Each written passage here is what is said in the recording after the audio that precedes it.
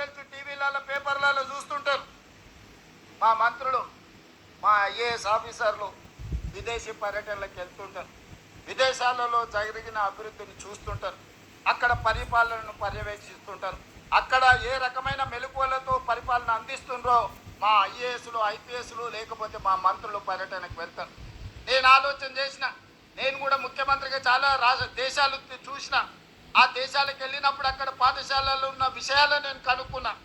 ఆలోచన చేసి మా విద్యాశాఖకు సూచన చేసిన, మనం ఎందుకు భవిష్యత్ తరాలను, దేశ భవిష్యత్తు తరగతి గదుల్లో ఉందన్నప్పుడు ఆ టీచర్లను కూడా విదేశాలలో ఉన్న నాణ్యమైన విద్యను పరిశీలించడానికి మనం ఎందుకు పంపించకూడదు అని ఆలోచన చేసి ఈ సంవత్సరం ఫిన్లాండ్ దేశానికి 25 మంది టీచర్లను విదేశాలలో ఉన్న నాణ్యమైన విద్యను పరిశీలించడానికి ఈరోజు మన ప్రభుత్వ టీచర్లను పంపించడం జరిగింది. అదేవిధంగా వియత్నాంకి, జపాన్కి, సింగపూర్కి వీళ్ళందరినీ టీచర్లను సెలెక్ట్ చేసి ఇతర దేశాలలో ఉన్న నాణ్యమైన విద్యను, సాంకేతిక నైపుణ్యాన్ని పరిశీలించడానికి ఈరోజు మన టీచర్లను పంపిస్తున్నాం. నేను ఫిన్లాండ్ దేశానికి వెళ్ళి అక్కడ విద్యా విధానాన్ని పరిశీలించి వచ్చిన మన టీచర్లను కూడా మనస్ఫూర్తిగా అభినందిస్తున్నా. ఈ సందర్భంగా రాష్ట్రంలో ఉండే 1,05,000 మంది టీచర్లకు నా సూచన, నా విజ్ఞప్తి, మా అధికారులకు ఆదేశాలు ఇస్తున్నా. బెస్ట్ పర్ఫామ్ చేసిన టీచర్లను సెలెక్ట్ చేయండి.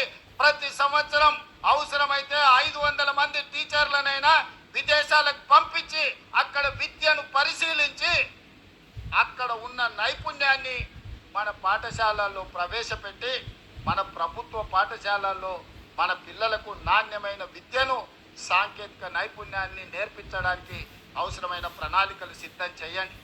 ఏ టీచర్లు అయితే పిల్లల పట్ల ప్రేమతో, ఏ టీచర్లు పిల్లల నైపుణ్యాన్ని పెంపొందిస్తారో, ఏ టీచర్లు పిల్లలో ఉన్న నైపుణ్యాన్ని గుర్తిస్తారో, అది క్రీడలలో కావచ్చు, చదువులో కావచ్చు, వివిధ సబ్జెక్టుల్లో కావచ్చు, అలాంటి టీచర్లను అభినందించే బాధ్యత మా రాష్ట్ర ప్రభుత్వం తీసుకుంటుంది. రాష్ట్ర అవతరణ దినోత్సవం రోజు, అదేవిధంగా డిసెంబర్ 9 తెలంగాణ తల్లి జన్మదినోత్సవం సందర్భంగా ఆయా టీచర్లను ప్రభుత్వం అధికారికంగా సన్మానించి వాళ్ళను ఒక తామర పత్రం ఇవ్వడం ద్వారా వాళ్ళను భుజము తట్టి మీరు రాష్ట్ర నిర్మాణంలో, తెలంగాణ పునర్నిర్మాణంలో మీ భాగస్వామ్యాన్ని ఈ ప్రభుత్వం గుర్తిస్తుంది, ఈ ప్రభుత్వం అభినందిస్తుంది అని నిర్ణయం తీసుకోవాలి.